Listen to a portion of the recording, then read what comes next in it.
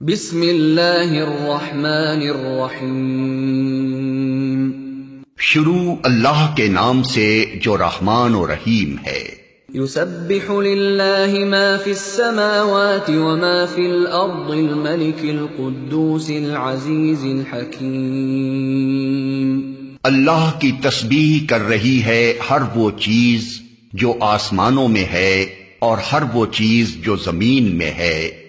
بادشاہ ہے، قدوس ہے، زبردست اور حکیم ہے۔ هو الذي بعث في الأميين رسولا منهم يتلو عليهم آياته ويزكيهم ويعلمهم الكتاب والحكمة وإن كانوا من قبل لفي ضلال مبين۔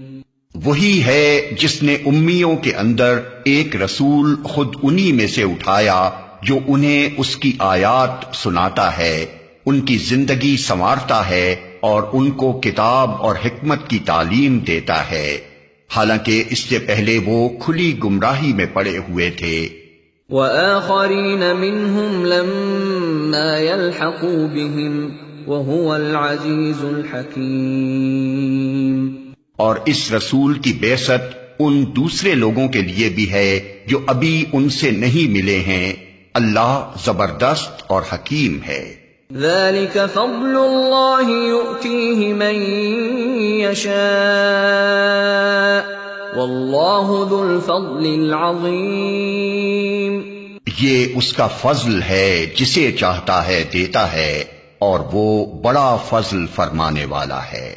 مثل الذين حملوا التوراة ثم لم يحملوها كمثل الحمار يحمل أسفارا بئس مثل القوم الذين كذبوا بآيات الله والله لا يهدي القوم الظالمين۔ جن لوگوں کو تورات کا حامل بنایا گیا تھا مگر انہوں نے اس کا بار نہ اٹھایا، ان کی مثال اس گدھے کی سی ہے جس پر کتابیں لدی ہوئی ہوں۔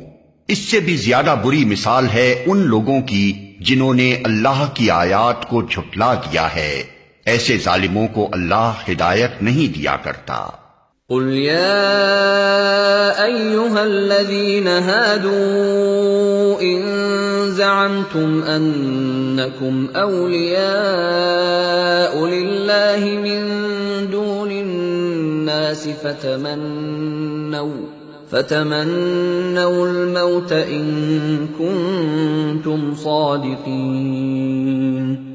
ان سے کہو، اے لوگو جو یہودی بن گئے ہو، اگر تمہیں یہ گھمنڈ ہے کہ باقی سب لوگوں کو چھوڑ کر بس تم ہی اللہ کے چہیتے ہو، تو موت کی تمنا کرو اگر تم اپنے اس ظام میں سچے ہو۔ ولا يتمنونه ابدا بما قدمت ايديهم والله عليم بالظالمين۔